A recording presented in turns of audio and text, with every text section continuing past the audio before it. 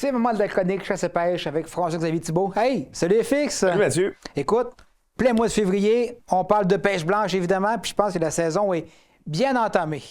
Oui, puis surtout pour la simple et bonne raison que c'est sécuritaire cette année. On n'a pas entendu d'histoire d'horreur comme vraiment la glace n'est pas sécuritaire. Il y a du froid, la température est vraiment propice à avoir des belles conditions de pêche. On a de la glace partout sur le fjord présentement. En bon français, il a fait froid, puis rapidement, fait que la glace est bleue, c'est pas de la glace pleine de Il n'y a pas de fissure, d'air, c'est ça? Il n'y a pas de slush, pas moi l'expression. Oui, en plein ça. Donc là, ça donne place à des beaux succès de pêche. Qui dit beau succès de pêche, dit un record de flétan atlantique de capturé pour la pêche scientifique dans le fjord. D'ailleurs, on est obligé de fermer de manière anticipée la période de pêche pour la simple et bonne raison qu'il y a eu beaucoup de captures et on a vraiment eu un grand succès cette année. Ça, le record de pêche au flétan qui a fermé très tôt, c'est parce que, comme tu on en discutait hors d'onde, c'est que les gens peuvent aller pêcher plus loin maintenant, plus dans le chenail. Là. Ben, c'est en plein ça. Plus il fait froid, plus la colonne de glace est dense, plus sécuritaire, donc les gens peuvent s'aventurer plus au large. On le sait, le flétan, c'est un poisson qui se tient dans les plus grandes profondeurs du fjord du Saguenay et surtout dans les plateaux assez linéaires et non des courbes très abruptes. Ça donne place souvent à une bathymétrie qui va être plus profonde. Souvent, les flétans vont se tenir plus entre 600 pieds, 575 pieds, aller à 800-900 pieds. Donc, les gens sont aventurés plus au large, qui dit plus au large, habitat préférentiel du flétan, donc plus de chances de capture, et ça a donné place à un nouveau record. L'an dernier, il y a eu des captures de 190 livres.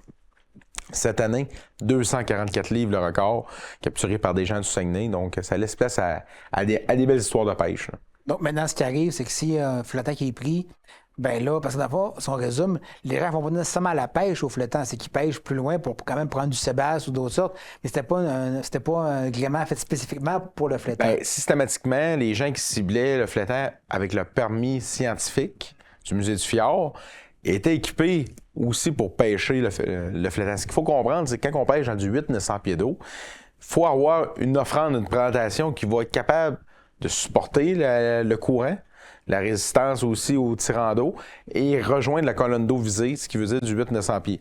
Donc, il faut avoir des lignes avec de faibles diamètres, idéalement de 30 à 40, 50, 60 livres de résistance, mais surtout d'avoir des têtes plombées, des jigs qu'on utilise phosphorescentes de 7, 8, 9, voire même 10 à 12 onces pour avoir un bon contrôle du fond pour dandiner le leurre en vue d'une touche là, du poisson.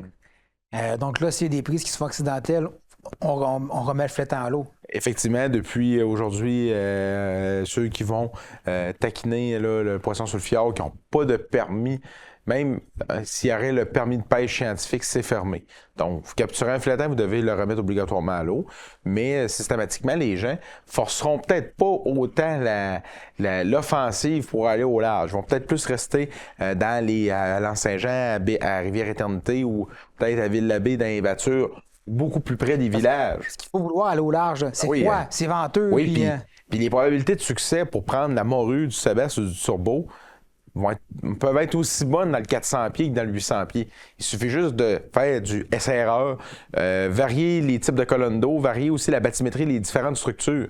On sait que la morue va souvent aimer plus les plateaux, mais les légers dénivelés, parce que souvent la nourriture va être près des parois. Ça va donner souvent des probabilités de succès peut-être plus grandes pour la morue. Là. Question Phil Lavoie. Okay. Dans le fond, le sébasse, il a les yeux globuleux parce qu'on le prend, il remonte vite à la surface, donc les yeux ils pop. Est-ce que le flétan, c'est la même chose que les yeux pop parce qu'on ne peut pas le remettre à l'eau? C'est vraiment ça, c'est spécifique au sébasse? C'est causé par la vessie natatoire du poisson. Okay. Donc, on le voit justement présentement à l'écran, le poisson, plus il monte rapidement, ça fait comme une dilatation de la vessie natatoire et des yeux, ce qui fait en sorte qu'il devient étourdi et par la fin même, si on le remet à l'eau, il va mourir systématiquement. C'est causé par ça, c'est parce qu'on le remonte tellement rapidement que ça cause un choc là, sur le poisson. Par contre, la morue, ramener une morue de 600 pieds dans le fond du fjord, il n'y a aucun danger. La vessie natatoire, c'est très rare que ça va ouvrir. Là, au même un flétan ou un turbo, c'est la même chose. Le flétan, ça va bien. Les autres espèces, Sébasse, morue, est-ce que c'est similaire? Est-ce que ça va mieux? Est-ce que... Bien, au niveau des sébasses, on est chanceux parce qu'on vit encore sur un haut taux de recrutement des populations de 2010 à 2015. Le sébasse, c'est un poisson qui vieillit 40, 50, 60 ans dans le fjord. Oui, c'est un poisson qui vieillit très longtemps, sa longévité. On a déjà vu des sébasses de 70 ans là, dans le fjord, là, pour dire. C'est une espèce c'est pas une espèce qui est menacée, donc il y en a en masse du sébasse. Là, dans le... Il y en a, puis tu sais, maintenant, il y a un permis de pêche commercial qui est sur le bord d'arriver là, dans le golfe du Saint-Laurent, si c'est pas déjà fait. Mais sur le fjord du Saguenay, présentement, il y a quand même des bons stocks de sébasse. Surtout à la baie, dans Saint-Jean, Rivière-Internté, les gens vont souvent en prendre. C'est le poisson le plus populaire. C'est le poisson qui mord le plus. Pourquoi? Parce qu'il s'est reproduit de manière significative. Ce qui est souvent un peu... on pourrait dire désolant quand on capture un sébasse, c'est pour la grosseur du poisson, on n'a pas une si grande venaison à déguster. Pour un beau sébasse, de peut-être 16 à 17 pouces, quand on fait le filet, il reste pas... Non, c'est pas un beau poisson. Il reste pas une énorme quantité de viande, mais la chair est très savoureuse. Toutefois, ce qu'on remarque, c'est peut-être une petite baisse légère à certains endroits au niveau du turbo. Le turbo, les stocks ont baissé un petit peu à certains endroits de ce qu'on me dit. Et au niveau de la morue, il faut vraiment être à la bonne place au bon moment. Parce que même dans le golfe, les stocks ont baissé, la population là, est moins grande qu'avant. Toutefois, il est possible de faire des bêtes de pêche. Un de mes bons amis, il était à la pêche en fin de semaine. Ça faisait 2-3 sorties de pêche. La pêche était plus difficile. Il n'y avait peut-être pas nécessairement le meilleur emplacement de pêche. Il était là en fin de semaine. Il a pris 5 belles morues. Donc, des fois, c'est un peu du SR, des tentatives. Essayez aussi d'enregistrer les variables. Essayez de mémoriser nos offensives de chasse, qu'on pourrait dire aux poissons de fond. Faut essayer de faire souvent ce que j'essaie de dire. Dans le 400 pieds, on essaye des choses.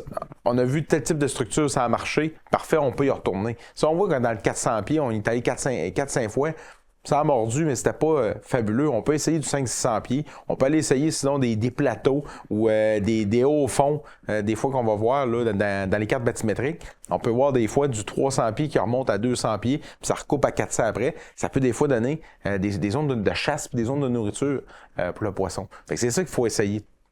La morue, tu dis qu'il y a eu de la surpêche pendant des années. Mais le turbo, qu'est-ce qui peut expliquer la baisse? Il y a de la pêche commerciale aussi. Puis les sources de nourriture. Ça paraît pas, mais ces poissons-là, ils s'alimentent de quelque chose.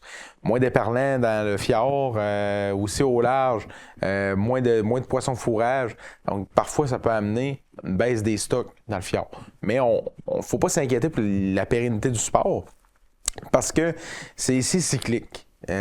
Faut faire attention à ça. Souvent, les gens disent « c'est la fin de la pêche sportive. » Faut pas capoter. Le 25-30 ans, Sébastien, il y en avait, oui. Il y a eu des baisses aux fins des années 90, début 2000, il y avait un petit peu moins de poissons. Puis là, Sébastien a repris part. Ce qui fait la différence, c'est le nombre de prises en possession par jour qui fait la différence. Avant, on avait le droit, exemple, à 10 poissons. Maintenant, on a le droit à 5 poissons. Okay. Donc, ça assure une pérennité de l'espèce.